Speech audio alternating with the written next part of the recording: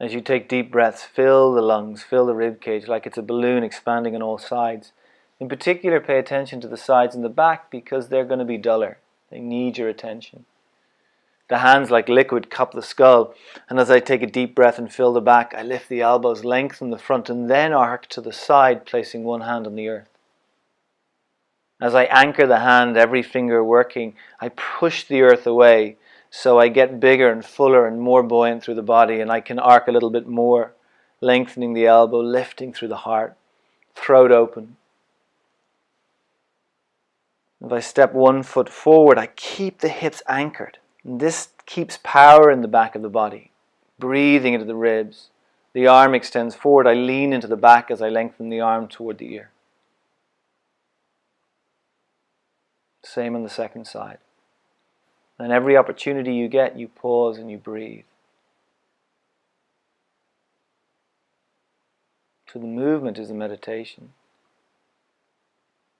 Slow, steady, deep, strong, clear.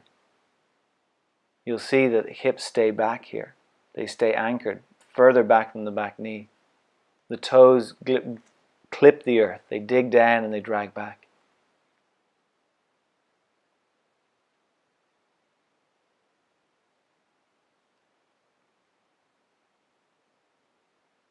The inclination you'll see in my feet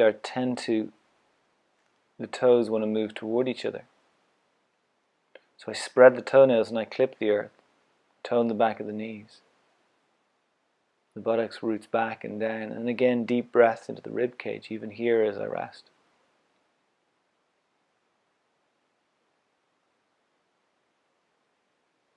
I lift the hips to lift the knees.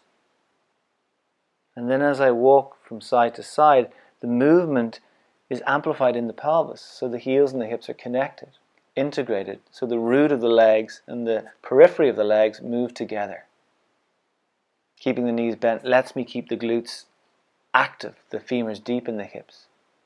Even as I transition from side to side, the toes stay active, the feet are still digging and dragging, pulling backwards to keep power in the back chain. And as the arm extends, the front body opens, it lengthens, looking for balance of back and front. So the whole circumference of the body is working as a team, as a system. And then pulsing here, you can jump, and the game is to land as lightly as you can. So getting up is not really the aim, as much as it is about looking for the integrity through the movement, through the dance of the movement.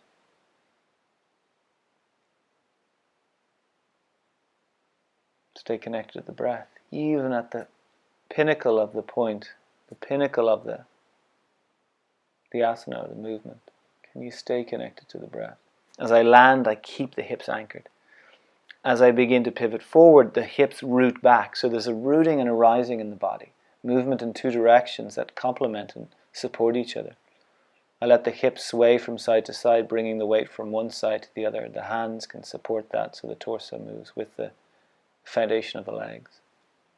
If I lift the hands a little higher, lift the torso a little higher, it can be easier for us to be in this position to keep the front body long. So it's tricky when the torso is close to the legs to stay open in the front body. Most forward bends will shut the front.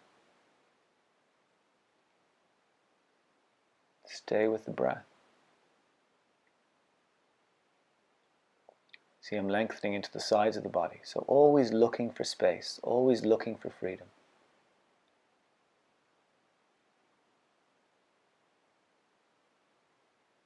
Opening through the back of the legs, but not letting the back flatten as I do it, trying to keep the curve in the lower back, trying to keep the glutes rising. And I can pulse the legs, keeping the toes active. And the toes gripping the earth will keep the muscle of the legs connected to the bone. This is the way you want to stretch. The hips stay anchored even as I rise up. To transition, I move the heels of the feet because they want to be heavier. They're used to being heavier. I take the front hand to the back leg. Even here, the two knees bent, the glutes stay back.